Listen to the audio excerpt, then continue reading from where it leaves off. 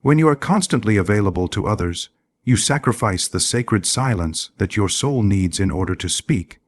The stillness that arises in solitude is the foundation of all self-knowledge. It is only when you step back that the inner world begins to unfold with clarity. In constant noise, you lose the voice of the self, which is your true guide. The modern world has glorified busyness, but the soul thrives not in movement, but in meaning. Every time you silence your needs to satisfy the expectations of others, you bury a part of yourself.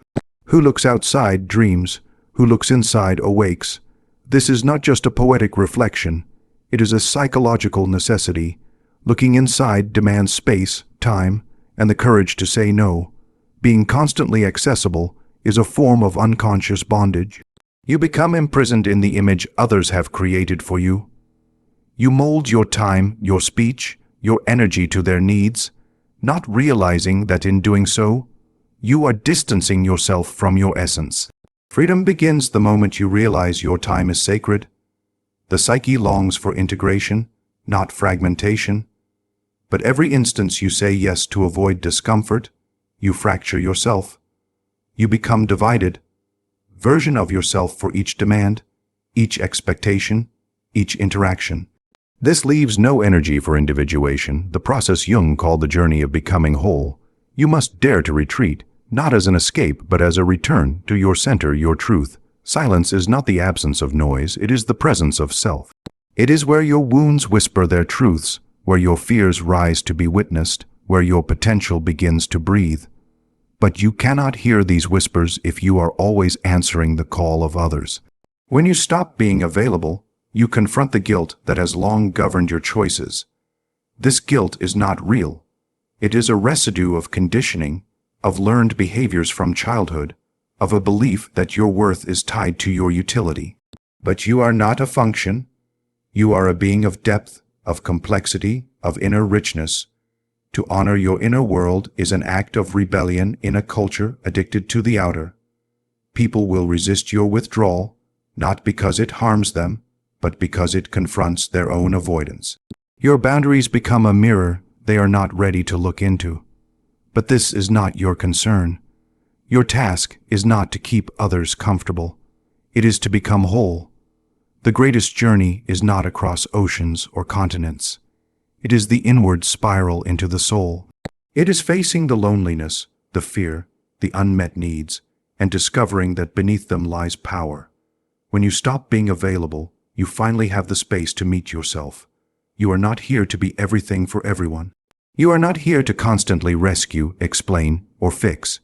You are here to discover the fullness of who you are, beyond roles and personas. The privilege of a lifetime is to become who you truly are. That privilege begins with presence, to self, not others. There is an alchemy in solitude that cannot be replicated. It strips away illusion. It reveals the parts of you that have been silenced, abandoned, or ignored. It reconnects you with the archetypes, the wise elder, the wounded healer, the wild self, that live within your psyche. When you are too available, you feed the persona, the mask you wear to be liked, accepted, validated. But beneath the persona is the shadow, and the shadow will not remain quiet. It will surface through resentment, fatigue, anxiety. These are signals, not problems. They are your soul's way of saying enough. The journey into yourself begins when you make space, not a few minutes between meetings, not a quick breath before bed, but real, sacred, intentional space. This is where you reclaim your center. This is where you meet your myth, your wound, your longing. People will not understand your absence. That is their task. Yours is to remain faithful to the truth that calls from within. Jung said, "Your visions will become clear only when you can look into your own heart." That clarity does not arrive in chaos. It arrives in solitude. You are not meant to be a servant of other people's chaos. The healer, the mystic, the thinker, they all knew the power of retreat. They stepped away from the world not to abandon it, but to return with insight. But you cannot return with wisdom if you never leave. Let the world misunderstand your silence. Let them label your absence. These are not your burdens to carry. Your only burden is to remain true to your soul, even when the noise outside demands your attention. That is the true act of courage. The more you say no to what depletes you, the more you say yes to what awakens you. This is not selfishness. It is self-responsibility. Your energy is your currency, and if you spend it on what is not yours, you will have nothing left for your destiny. To stop being available is to reclaim the throne of your inner kingdom, to sit with your own being, to face the mirror of your soul. It is here that transformation happens, not in performance, but in presence. Not in doing, but in being. You have lived long enough trying to be good. Good for others, good for appearances, good for peace. But peace that costs you yourself is not peace. It is suppression, and suppressed souls do not soar. They suffocate. It is time to breathe, to stand, to separate what is yours from what was given to you without consent. The expectations, the roles, the false humility, they are not you. They are layers you wore to survive. Now, survival is no longer enough. You must live. The soul does not unfold through obligation. It unfolds through authenticity. When you step away from the noise and into your own silence, something ancient begins to awaken. It is the voice that existed before the world told you who you should be. Each time you do what is expected instead of what is true, you betray the self. That betrayal may be quiet, even invisible to others, but your body knows. Your dreams begin to reflect it. Your spirit feels the fracture, and eventually, the psyche demands a reckoning. Do not wait for a crisis to claim your space. Do not wait for exhaustion, breakdown, or despair. Begin now, begin gently, begin fiercely, but begin. The return to yourself starts the moment you decide that your energy is sacred. People will call you distant when you stop being accessible. Let them. People will call you cold when you stop overextending. Let them. You are not here to satisfy their projections. You are here to live your truth, even if it makes others uncomfortable. There is an unspoken contract we sign in childhood, to be liked, to be good, to be accepted. But this contract is signed in fear, not freedom, and the work of adulthood is to rewrite that contract with consciousness, with power, with soul. You are not selfish for resting. You are not cruel for saying no. You are not arrogant for refusing to shrink. These are acts of reclamation. These are the first steps on the path of individuation, the becoming of who you truly are, not who you were taught to be. Everything changes when you stop being available to what diminishes you. Your vision sharpens, your intuition strengthens, your values crystallize. You begin to see who is truly aligned with your essence and who only loved your compliance. The human soul is not meant to be stretched to the point of erasure. You are not an infinite resource for other people's agendas. You are a mystery, a force, a presence, and that presence needs space to grow, space to deepen, space to evolve. Carl Jung once wrote, "A man who has not passed through the inferno of his passions has never overcome them." To always be available is to avoid your own inferno. You remain distracted, externally focused, afraid to sit with the wildness within. But the fire you fear is the same fire that transforms. In silence, in solitude, you meet the parts of yourself that have been banished. You see your fear, your grief, your anger. You see the child who still aches to be seen, and in that seeing, healing begins. Healing does not happen when you are busy. It happens when you are still. Growth does not occur in pleasing others. It occurs in daring to be yourself, without apology, without disguise. To stop being available is to give birth to your real life. You may lose people. You may be judged. But what you gain is incomparable. You gain alignment. You gain clarity. You gain your soul. And in gaining your soul, you become a light, not because you shine for others, but because you are no longer dimmed. You have been conditioned to believe that love must be earned through sacrifice. That belonging requires self-abandonment, but this is a lie.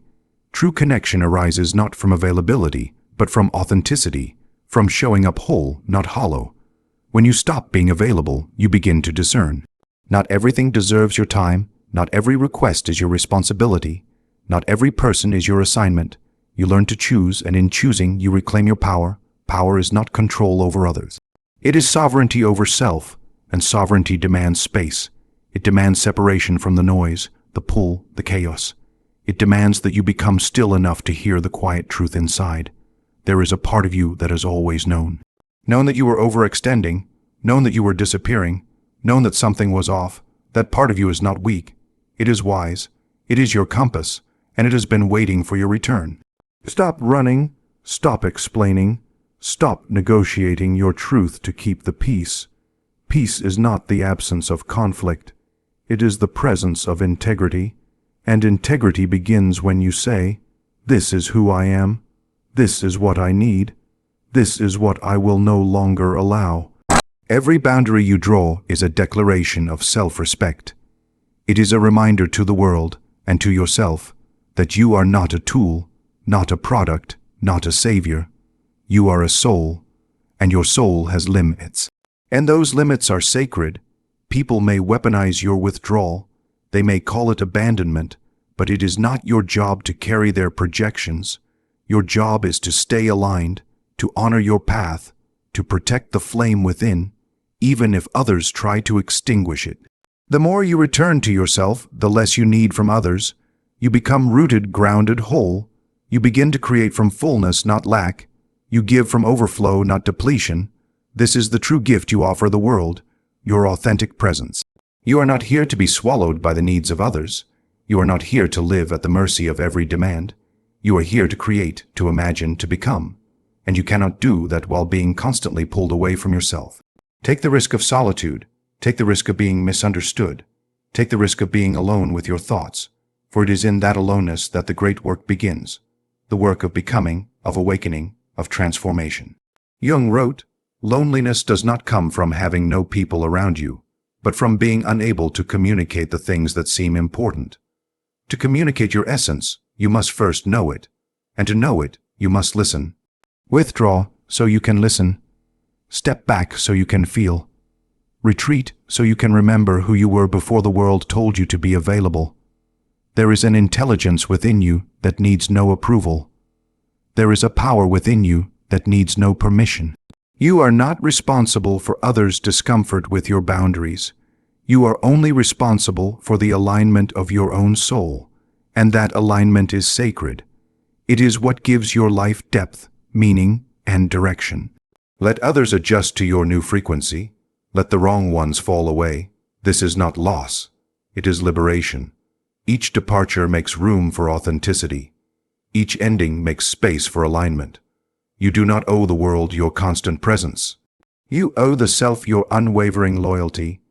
The more you choose yourself, the more life reveals its richness. Opportunities aligned with your soul begin to appear. Connections with depth begin to form. This is not magic. This is coherence. When your outer life reflects your inner truth, the world responds. When you stop being available to what is false, you become magnetic to what is real. Dare to let go of the familiar chaos.